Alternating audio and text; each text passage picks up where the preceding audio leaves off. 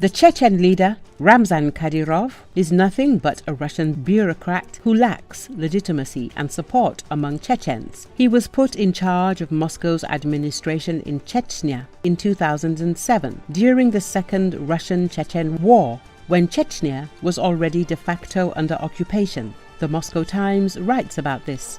It is noted that Ramzan Kadyrov was famous at the time not just because of his father and lack of charisma, but because of his mafia-style actions against ordinary Chechens.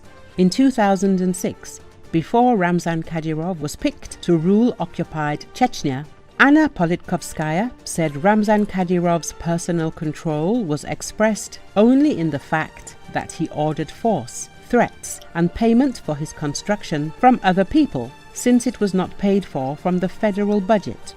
The main source of income for Kadyrov's budget is extortion from everyone who can be robbed, she added. The Moscow Times writes that this is how all elections for the Kremlin's proxies in Chechnya happened. Chechen people were forced to choose both Akhmat and Ramzan Kadyrov during the war. Civilians were taken from the street to be publicly denounced as rebels to show that any signs of resistance toward Russian occupation were being cleaned up.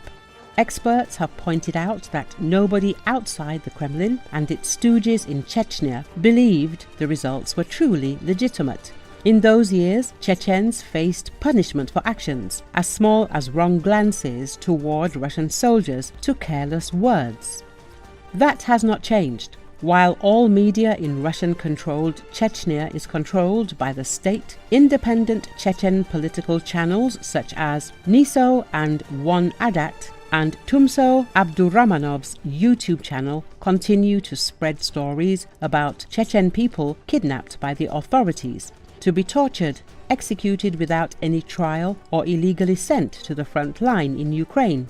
Sometimes they are taken without any reason as part of a mass terror campaign to break the will of the Chechen population, sometimes as a punishment to their relatives in Europe who spoke up against the Chechen government. Ramzan Kadyrov is no one to the Chechen people. He is uneducated and doesn't have credibility. Jambulat Sulimanov, a Chechen historian and leader of the Chechen liberation group United Force, explained to the Moscow Times. The organization's representatives in 11 different countries give him a unique insight into the diaspora. Ramzan Kadyrov is a collaborator, but people at home cannot speak about it because they are scared not just for their lives, but for the survival of their families. The ideas Ramzan Kadyrov has brought to Chechen society, the way he behaved, the slave mentality and authoritarianism that he is spreading, all of this is alien to our culture. Chechens have never had lordship for centuries. We are proud of our liberty. But Kadyrov is trying to shut down anyone whose opinion is different from his own. We Chechens respect the elderly and protect the weak. But Kadyrov attacked them first. He used and manipulated Chechen tradition, for example, by excluding criminals from society and announcing blood feuds, twisting them to serve his political ends. He added, "This is more harmful than the Soviets' repressions because they were at least seen as outsiders. Kadyrov is not seen as an outsider by people outside of Chechen culture, but influenced Chechen youth badly. His power is based on the Russian military and the Kremlin's administration. He couldn't survive one-on-one against the Chechen people."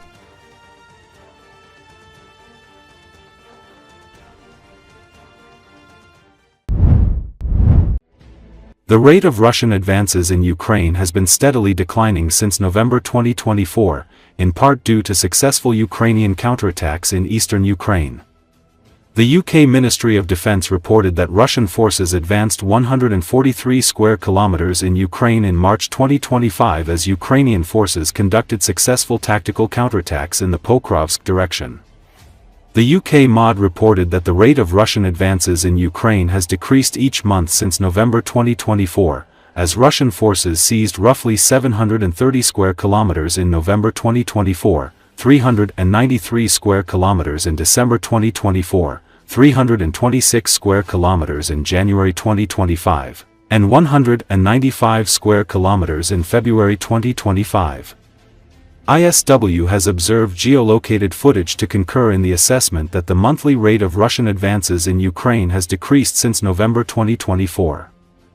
ISW has observed geolocated evidence to assess that Russian forces in Ukraine gained roughly 627 square kilometers in November 2024, 569 square kilometers in December 2024, 427 square kilometers in January 2025, 354 square kilometers in February 2025, and 203 square kilometers in March 2025.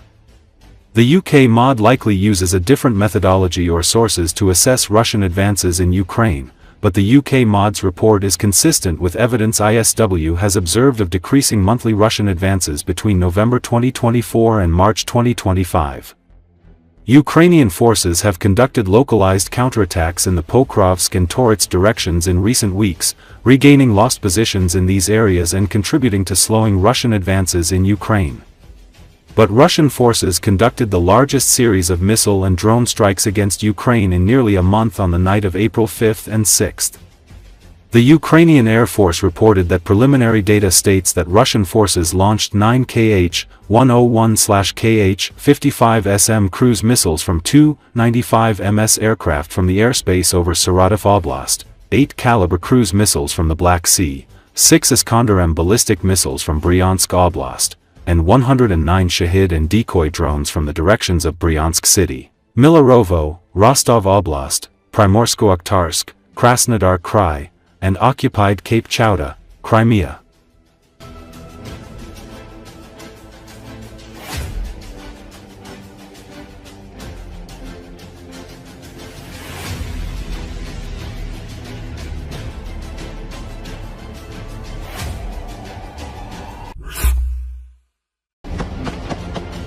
Combat footage has been released showing Australian fighters engaging in a fierce battle against Russian troops in Russia's border Kursk region.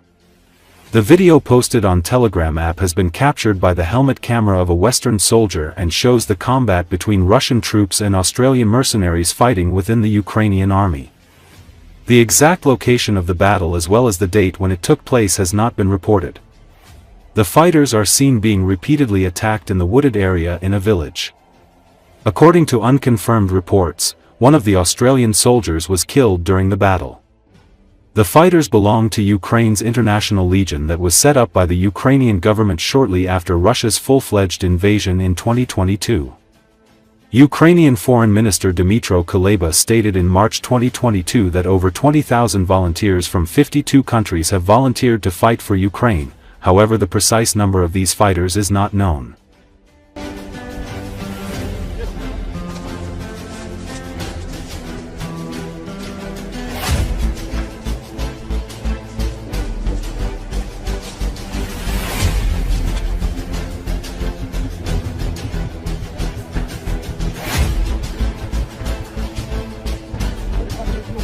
Russian drones follow them wherever they go. Shoot!